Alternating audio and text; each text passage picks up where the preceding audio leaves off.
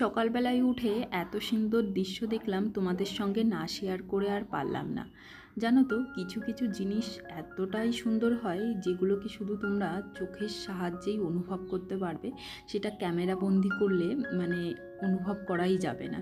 তা আজকে যে ভিডিওটা তোমাদের সঙ্গে শেয়ার করছি সেটা হলো সকাল থেকে আমি রাত পর্যন্ত কি কি করি কোয়ার্টারে, সেগুলোই তোমাদের সঙ্গে শেয়ার করব। বেশিরভাগ দিন কি বলো তো, সকাল থেকে দুপুরেরই ভিডিও বানাই, রাতের দিকে খুব কমই ভিডিও বানানো হয়।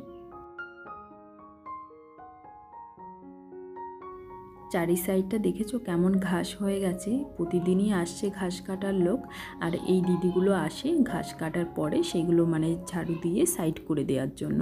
তা আমি যখন ডাস্টবিন ফেলতে গেছিলাম, ওনারা বললো যে একটু ঠান্ডা জল হবে, তা সেটাই ওনাদের দিতে গেছিলাম।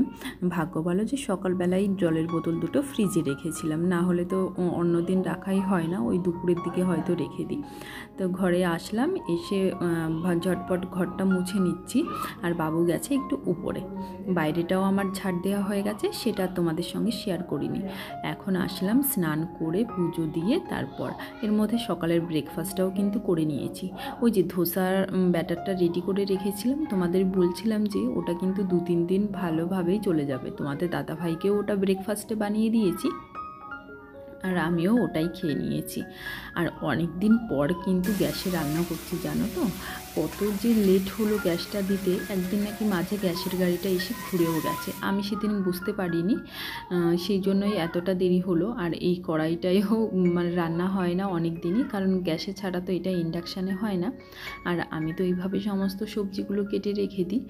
তাই এইখানে আজকে করব পেঁপে দিয়ে মাছের ঝোল, আর করব বড় বড় যে করলাগুলো রয়েছে সেটা ভাজা করব।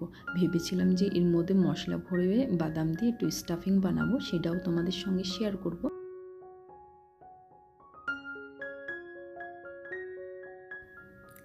আজ আর করলার স্টাফিংটা বানাবো না, যদি বানাই কোনো দিন তাহলে তোমাদের সঙ্গে শেয়ার করব।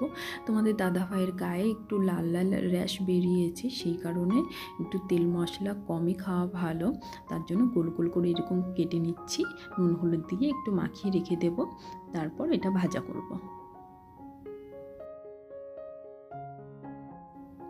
পুজো তো চলেই এলো, তার আগে চলো একটু স্কিন কেয়ার করে নিই। এখানে যেই সমস্ত জিনিসগুলো আমি ব্যবহার করছি সমস্ত কিছুই কিন্তু তোমাদের ঘরে থাকবে।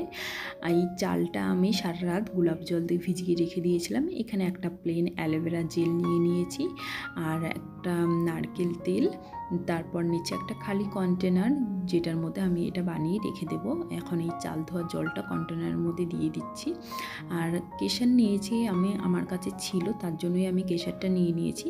এটা অপশনাল, তোমরা দিতেও পারো নাও দিতে পারো। এখন সমস্ত কিছু একসঙ্গে মিশিয়ে ভালো করে এটাকে চামচ দিয়ে আমি একটা থিক বেটার টাইপের বানিয়ে নিয়েছি। দেখো, এটা কিন্তু বেস্ট নাইট ক্রিম তোমরা হিসাবে ব্যবহার করতে পারো। আর এর মধ্যে আর একটা জিনিস ব্যবহার করতে হবে, সেটা হলো ভিটামিন ই ক্যাপসুল। সকালবেলাও একটা অপরূপ দৃশ্য তোমাদের দেখিয়েছিলাম, বিকালবেলা দেখো তার থেকে সুন্দর একটা দৃশ্য তোমাদের সঙ্গে শেয়ার করছি। রামধনু উঠেছে, মানে এতটা বড় রামধনু, আর কি যে ভালো লাগছিল দেখতে। এই অক্টোবর আর নভেম্বর মাস দুটোই এত সুন্দর ওয়েদার থাকে, মানে তখন ঠান্ডাটা মানে শুরু হওয়ার সময় আসে, খুবই ভালো লাগে। আজকে রাত্রের দিকের ভিডিওগুলো তোমাদের সঙ্গে একটু শেয়ার করছি।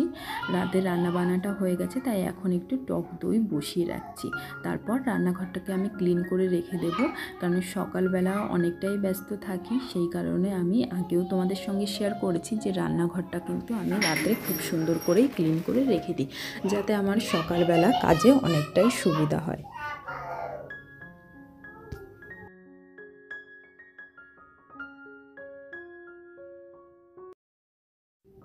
রান্নাবান্না করার পরে রান্নাঘরে দেখবে একটা আঁশটা গন্ধ থাকে, সেই কারণে আমি সবসময় চেষ্টা করি কোনো একটা গন্ধওয়ালা জিনিস দিয়ে রান্নাঘরটা মুছে রাখার। দুপুরবেলা রান্নার পরেও আমি এইভাবে মুছে রাখি, আর রাতেরবেলাও রান্নার পরে আমি এইভাবেই ক্লিন করে রাখি, তাহলে কিন্তু আমার কাজে অনেকটাই সুবিধা হয়।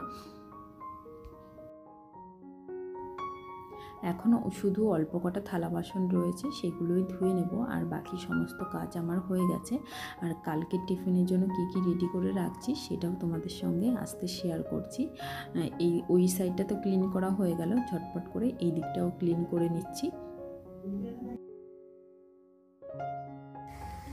সমস্ত কিছু ভালো করে ক্লিন করে নিয়ে এখন জলের বোতলগুলো ভরে রেখে দিচ্ছি। এইদিকে জলের মেশিনটাও চালিয়ে দেব, আর নিচে না একটা বালতিও রেখে দিই, কারণ ওর থেকে ওয়েস্ট জলটা অনেকটা বার হয়। যদি পুরো খালি হয়ে যায় তাহলে তো পুরো এক বালতি জল ওয়েস্ট জল বার হয়ে যায়। আর এটা যেহেতু অনেকটা সময় লাগে জলটা হতে, সেই কারণে বেশিরভাগ সময়ে আমি চেষ্টা করি রাতের দিকে মেশিনটা চালিয়ে পুরোটা জল ভরে রেখে দেওয়ার। আর কি কি আমি ভিজিয়ে রেখে দিয়েছি সেটাও তোমাদের সঙ্গে শেয়ার করছি, চলো। এখানে রয়েছে বিউলির ডাল আর একটু ছোলার ডাল, আর ভিজিয়ে রেখেছে আতপ চাল, আর সকালে এর মধ্যে দিয়ে দেবো একটু চিড়ে ভেজানো আর একটু মেথি।